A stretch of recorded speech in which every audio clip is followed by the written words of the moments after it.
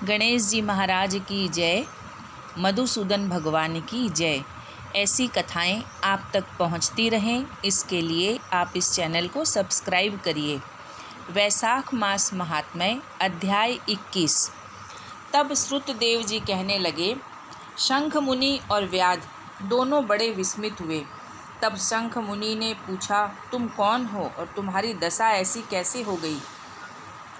हे सौम्य, किस कर्म से तेरी ऐसी शुभ बुद्धि हो गई और अकस्मात तेरी मुक्ति कैसे हो गई? यह सब हमें विस्तार पूर्वक बताओ। जब शंख ने इस प्रकार पूछा तब वह दंडवत पृथ्वी पर गिर सिर झुकाकर हाथ जोड़कर कहने लगा, मैं प्रयागराज का निवासी एक ब्राह्मण था, बहुत बोलता था। मैं रूप यौवन संयुक्त, विद्या मद से गर्वित, धनवान, पुत्रवान, सदा अहंकार से दूषित, कुसिद मुनि का पुत्र और मेरा नाम रोचन था। आसन, शयन, निद्रा, अपरिक्रिया, लोकचर्या, ब्याज लेना, यही मेरे व्यापार थे। लोक निंदा से शंका रहित, दंभयुक्त और क्रूर मेरी किसी के प्रति श्रद्धा नहीं थी।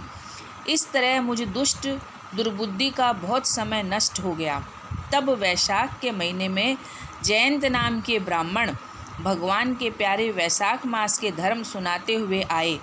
उस क्षेत्र के निवासी पुण्यकर्मा द्विज से हजारों स्त्री पुरुष, वैश्य, क्षत्रिय, शूद्र प्रातः स्नान कर अविनाशी भगवान का पूजन कर रात दिन कथा सुनने लगे और जयंत कथा कहता था। सब लोग चुपचाप वासुदेव भगवान की कथा में मन लगा वैशाख धर्म में लगे हुए दम्भ और आलस्य छोड़ सब कथा सुनते थे। मैं उस सभा में कौतुक देखने की इच्छा से जाता था। मेरे सिर पर पगड़ी बंधी रहती थी। मैं सबको नमस्कार कर मुख में पान चबाते हुए चोगा पहने हुए जाता था।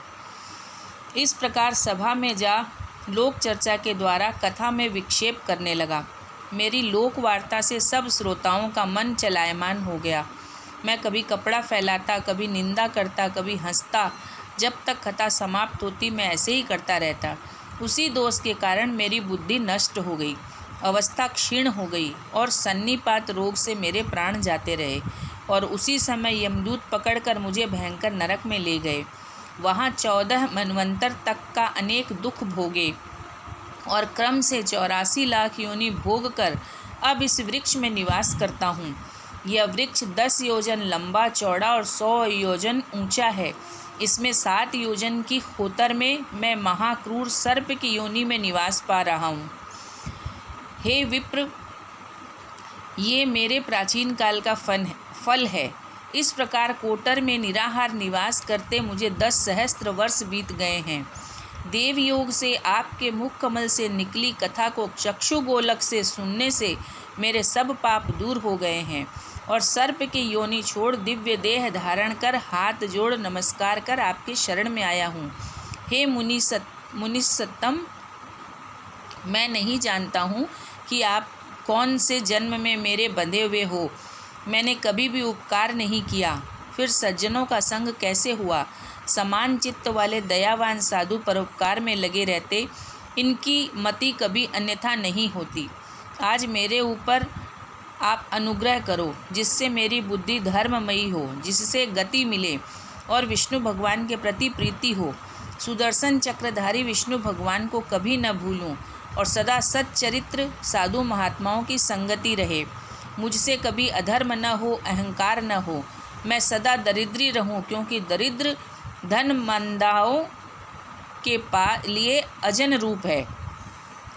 इस प्रकार अनेकों स्तुति कर बारंबार नमस्कार कर हाथ जोड़ सिर झुका मुनीश्वर के आगे चुपचाप खड़ा रहा। शंख मुनि पूर्ण प्रेम से भर गए और दोनों हाथों से उसे उठा उसके शरीर को अपने हाथ से स्पर्श करने लगे, जिससे सब पाप नष्ट हो गए और उस दिव्य रूपधारी ब्राह्मण पर अनुग्रह कर कृपालु हो भावी वृतांत कहने लगे। हे द्विज, वैशाख मास और विष्णु भगवान का महात्म्य श्रवण करने से तेरे सारे पाप नष्ट हो गए हैं।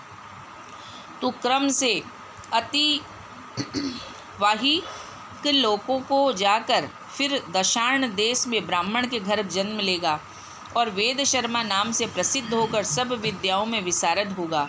प्रत्येक जन्म में तेरी अत्यंत जाति स्मृति होगी। इसी स्मरण के अनुबंध से तू संपूर्ण इच्छाओं को त्याग कर वैशाखोक्त विष्णु के प्रिय धर्म करेगा।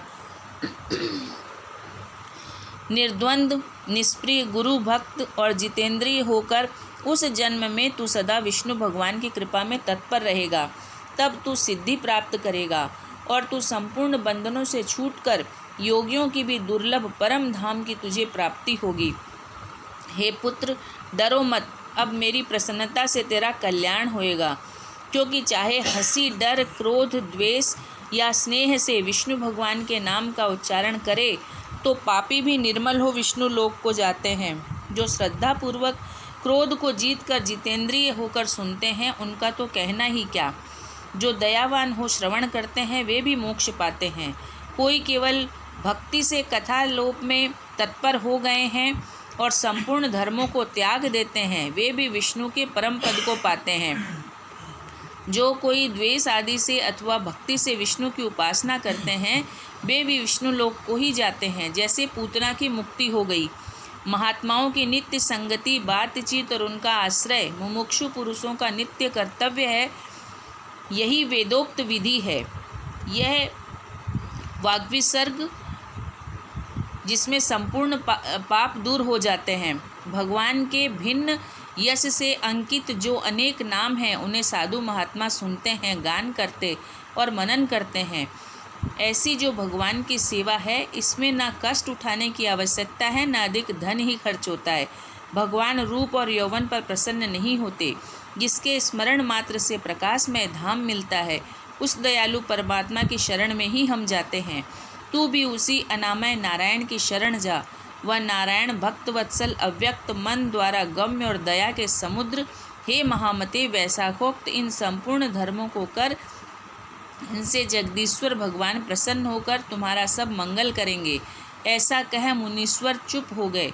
तब व्याग को देख विस्मित हो वह दिव्य पुरुष मुनीश्वर से कहने लगा। दिव्य पुरुष बोला, हे महाराज, मैं धन्य हूँ, आप कृपालु हो, मेरे ऊपर बड़ा अनुग्रह किया। आपकी कृपा से मेरे पूर्ण भाग्योदय से मेरी दुष्ट योनि जाती रही, उत्तम गति मिली।